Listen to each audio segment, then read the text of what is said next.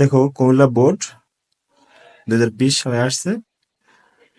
প্রশ্নটি হলো 25% লাভে ক্রয় মূল্য ও বিক্রয় মূল্যের অনুপাত কত? তাহলে আমরা জানি ক্রয় মূল্য 100 টাকা হলে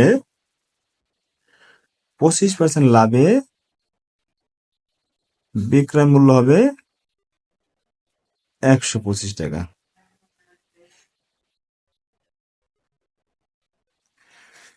তাহলে অনুপাতটি কি হবে? অনুপাত হবে, বলছে ক্রয় মূল্য ইস টু বিক্রয় মূল্য।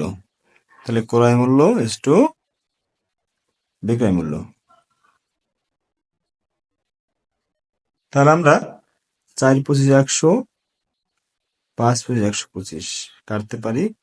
তার মানে 4:5। অর্থাৎ সঠিক উত্তর হচ্ছে গ।